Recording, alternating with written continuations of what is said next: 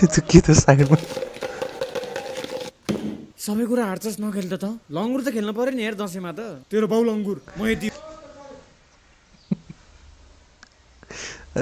उयो बच्चा पनि रहेछ त्यहाँ के हो यस्तो सरी दाइ मैले यता भनेको यतिलाई यता किन भनेको त मुजी दाइ यताकै गेममा के तल ए ठिक छ भाइ